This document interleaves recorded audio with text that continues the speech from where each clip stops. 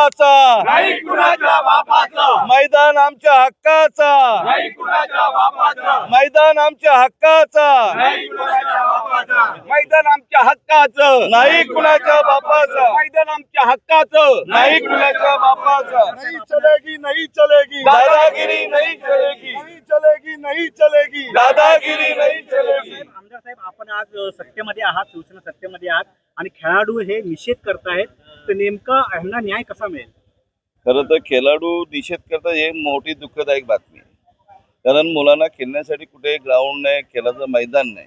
आणि वर्षानुवर्ष हा जो रेल्वेचा ग्राउंड इथे जो आपण सांगत आहोत, हा वर्षानुवर्ष इथे ग्राउंडमध्ये लहान मुलं असतील, सर्व क्रिकेट प्रेमी असतील, अनेक खेळाडू असतील, नेहमीप्रमाणे इथे आपण खेळत असतात, भाग घेत असतात, स्पर्धा ठेवत असतात.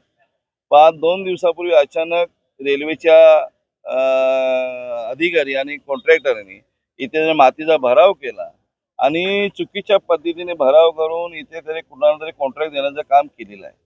आमचा सर्व मिळून, या डोंबिवलीकर मिळून, सर्व मिळून आम्ही आज खेळाडू सहित आम्ही सर्व लोकप्रतिनिधी इथे त्यांचा निषेध करत आहोत.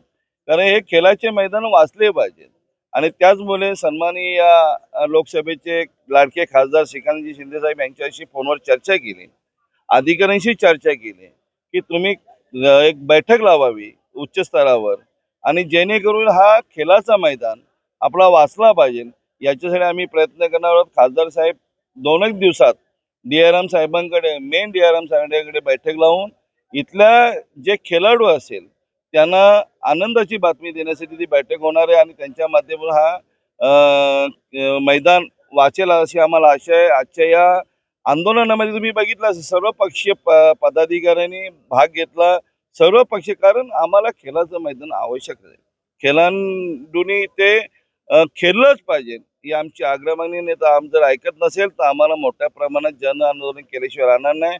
मग तो रेल्वे प्रशासन असू दे, राज्य शासन असू दे, सत्तेत आम्ही असलो तरी आम्ही जनतेसाठी आहोत. मैदान आमच्या हक्काचं, वंदनीय मैदान आमच्या हक्काचं, नाही कुणाच्या बापाचा. वंदनीय बाळासाहेब ठाकरे साहेबांची आम्हाला शिकवण आहे, जिथे अन्याय होत असेल तिथे आम्ही अन्यायाच्या विरोधात लढणार आहोत. आज तुम्ही बघितलं इथे सर्व लोकप्रतिनिधी आहेत, आमचे संदेश पाटील साहेब आहेत, आमचे प्रल्हाद म्हात्रे साहेब आहेत, राहुलजी म्हात्रे आहेत, सर्व नगरसेवक आहेत, संजय जैन, इथे सर्व पदाधिकारी, खेळाडू पण आहेत, महिला आघाडी मोठ्या प्रमाणात येत आहे.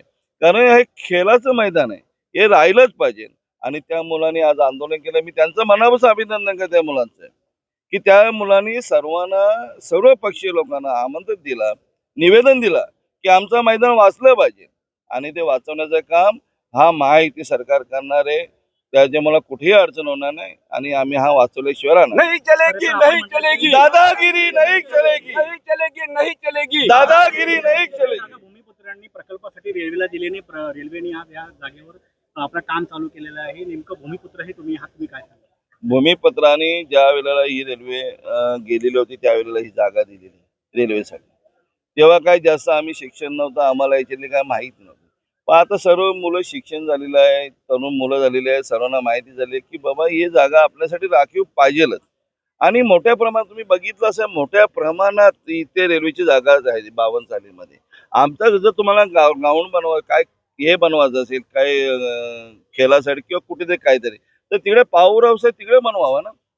इथे आम्हाला खेळासाठी मैदान हा राखीव पाहिजेलच. आमची आग्रह भूमिका नाही, ताठर भूमिका आहे आणि आम्ही घेतल्याशिवाय राहणार नाही. हे आवर्जून रेल्वे प्रशासनाला आम्ही सांगतो, देणार नाही, घेतल्याशिवाय राहणार नाही.